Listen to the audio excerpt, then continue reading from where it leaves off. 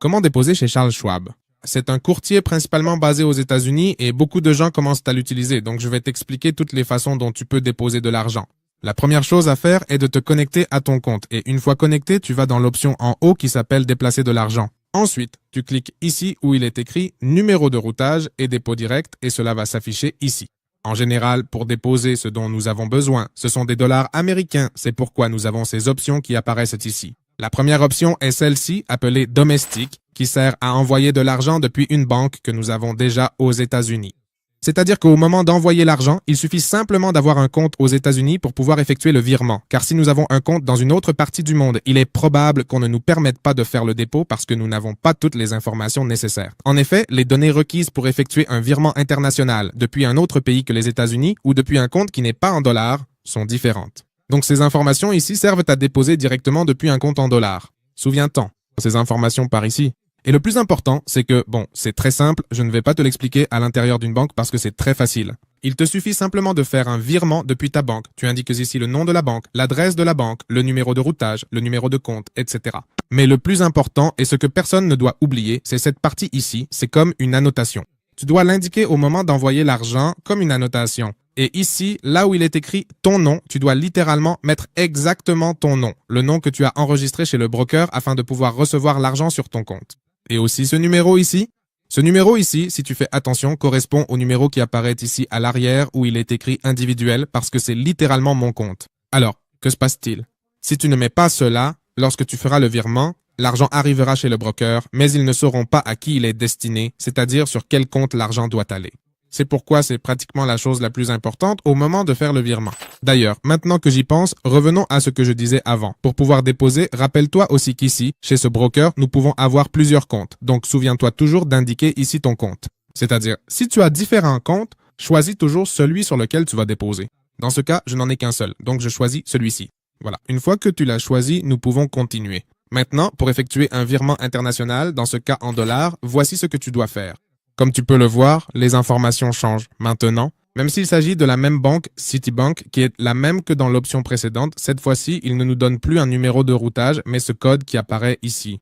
Ce code est généralement celui que les banques d'autres pays nous demandent pour pouvoir effectuer un virement. C'est ce code ici. Donc, c'est plus ou moins la même chose. Au moment de faire le virement bancaire, tu indiques le nom complet de la banque, puis l'adresse précise de la banque. Ensuite, tu demandes le code SWIFT ou BIC. Tu entres ce code-ci, le numéro de compte bancaire, qui est celui-ci, le titulaire du compte, qui dans ce cas est le courtier lui-même, c'est celui-ci. Et encore une fois, ces informations ici sont super importantes. Complète-le avec ton nom complet, exactement comme il est enregistré sur ton compte chez le courtier, puis indique le numéro de ton compte de trading pour que le dépôt t'arrive bien à toi et non à une autre personne. Ici, les commissions dépendent directement de ta banque au moment de faire le virement, car ils peuvent te facturer une conversion si tu déposes dans une autre devise. Dans ce cas, ils convertissent en dollars américains et effectuent le dépôt. Et ils peuvent aussi te facturer des frais pour effectuer le virement, mais cela dépend déjà de ta banque. Maintenant, lorsque tu vas faire le virement mais que tu vas déposer dans une autre devise que le dollar, tu dois regarder en détail ces instructions qui apparaissent ici, car on t'indique directement le nom de la banque pour chacune des devises dans lesquelles tu peux déposer. Par exemple, en dollars australiens, en dollars canadiens, en euros et bien sûr toutes les devises disponibles, car pour chaque devise, nous avons une banque et un numéro de compte différent et unique, ce qui est très important. Et c'est ici que nous pouvons voir toutes les options. Par exemple, le peso mexicain, le dollar néo-zélandais, et donc là tu dois simplement et attentivement regarder la devise dans laquelle tu vas déposer pour savoir laquelle tu vas finalement utiliser pour tes transactions. N'oublie pas que, par exemple, regarde, ceci en dollars américains, tu peux le faire, mais dans ce cas, ce sont littéralement les mêmes informations qui apparaissent ici dans la section internationale. Au cas où tu ferais un dépôt en dollars, souviens-toi que les informations sont déjà ici, mais si tu fais un dépôt dans une autre devise, alors les informations se trouvent par ici. Ensuite, nous avons l'autre option qui est littéralement la meilleure, mais cela ne s'applique qu'aux personnes qui ont un compte local aux États-Unis, c'est-à-dire qui ont un compte dans une banque aux États-Unis et il s'agit de faire un dépôt direct, ce qui est la manière la plus simple et la plus facile. Et surtout, tu dois t'assurer que ta banque propose des virements via ACH. Si c'est le cas, alors ce que tu dois faire, c'est te rendre directement à ta banque et initier un nouveau virement en saisissant ce numéro de routage, ce numéro de compte qui apparaît ici, ainsi que ces informations sur le nom de la banque, etc., etc. Et si tu viens de t'en rendre compte, en réalité, c'est vraiment la méthode la plus simple et la plus efficace. Parce qu'au moment précis où tu effectues un virement bancaire, tu n'as pas à faire tout ce qui est indiqué ici, comme devoir saisir ton nom complet ou le numéro de compte bancaire, puisque ces numéros qui sont là sont déjà associés à ton compte personnel. C'est-à-dire, si tu vas faire un virement en ce moment, ne copie pas ces numéros que tu vois à l'écran, parce que littéralement, le virement arriverait sur mon compte, pas sur le tien. Donc, ce que tu dois faire, c'est venir ici pour transférer de l'argent une fois que tu es connecté à ton compte, puis tu cliques, tu sais, ici sur numéros de routage et dépôt direct, et ensuite, ici s'afficheront les numéros qui te correspondent. Ce qui est bien ici, c'est que l'argent arrivera toujours chez nous quoi qu'il arrive, et il ne met littéralement qu'un jour à arriver.